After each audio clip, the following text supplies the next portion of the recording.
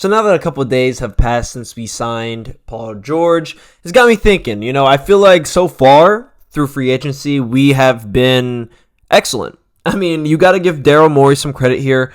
We managed to re-sign Kelly Oubre, which was honestly, in my opinion, one of our best moves that we've done. I mean, this guy came off what is literally best year ever, and he's still getting better. He's still pretty young. Pretty sure he's 27. He's still in his physical prime. And Nick Nurse is only going to coach Kelly Oubre to become a better player. And that's what he's done through his first year coaching. And I can only imagine his second year for Kelly Oubre is going to be amazing, right? But Paul George. Now, when you pair Paul George with a Kelly Oubre, two tall wings, I don't know if they're going to be playing together. Kelly Oubre may be off the bench. I'm not sure yet. But together, they're two wings that can guard a Jason Tatum or Jaylen Brown. And when we played the Celtics in the playoffs 2 years ago, when we made it to Game 7, we had D'Anthony Melton, PJ Tucker, Georges Niang, and Tobias Harris, Tyrese Maxey guarding Jason Tatum and Brown, which is like horrible. Having Niang in the game at all was horrible, right? Tobias Harris is one of the most overrated defenders because people would act like he was a elite defender or even average. I'm telling you, he was below average defender. Off ball, his IQ, everything low. Now that we have a Kelly Oubre who's actually athletic, he can guard a Jaylen Brown easily in my eyes. Like, he can guard him pretty well. Same with Paul George. People may talk about his age. He can't move as laterally as he used to. He's still a long guard who's been an all-NBA defender for many years, right? And now he's more of a help defender, which is amazing because we need help defenders. Embiid is our only good help defender. Now that we have a Paul George who can play passing lanes, he's very long. He's still athletic, guys, believe it or not. It only helps our team. It only benefits our defense, and defense wins championships at the end of the day. I mean, the Celtics literally have long guards, long wings throughout their whole lineup, right? Besides Drew Holiday, who's an all-NBA defender. And we do, when Embiid is not on the court, we do have a backup center who's actually a proven center who can get rebounds, who can play excellent defense. Like, I'm actually so excited that we have Andre Drummond. I feel like that was also an A-plus pickup. I'm saying Daryl Morey really did his thing this offseason. We cannot hate on him. Also, Eric Gordon, right? At first, I was kind of tentative. I'm like, all right, well, can he still play? Is he still athletic enough to really put up, help a team win a championship? And maybe I was wrong, because this guy is honestly a great shooter, right? He has deep range. I remember him playing with James Harden in his prime. He would just be chucking up deep threes, contested threes. It doesn't matter. This guy is a sharpshooter.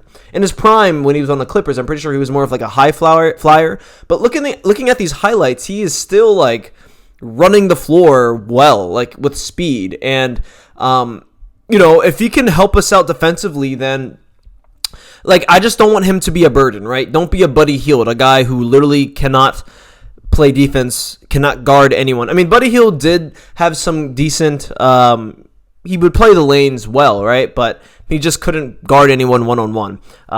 Let's just hope that, Eric Gordon is not going to be that guy who just gets picked apart, They target him. I don't want that to happen. That's my only downside of Eric Gordon as of now. But, I mean, he's a knockdown shooter. I'm very excited to see what he can do with an Embiid. I mean, you see how deep he's shooting these threes. Like, he is a deep range killer.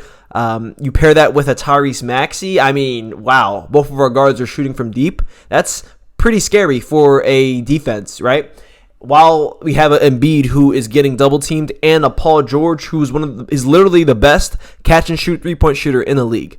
Like, Paul George was the best catch and shoot 3-point shooter in the league last year. Pair that up with an Embiid who gets double teamed every play. Pair that up with the Tyrese Maxey, who's one of the best 3-point shooters in the league, who's also one of the best catch and shoot 3-point shooters as well. And an Eric Gordon who literally has been knocking down threes his whole career. I am just very excited for that aspect, right? When you put it in that, context. And we still need to fill this roster, right? I feel like you need pieces, role players. A player that I would like us to target is Reggie Bullock. He's a 6'7", tall, lengthy guard who his only job would just to be shoot corner threes, shoot open threes, and play decent defense, right? At this point, we already signed Paul George, right? We have Maxey, we have Embiid, we have Kelly Oubre. These are our scores. McCain may be a shooter off the bench. We just need shooters and guys that can play defense at this point. Role players.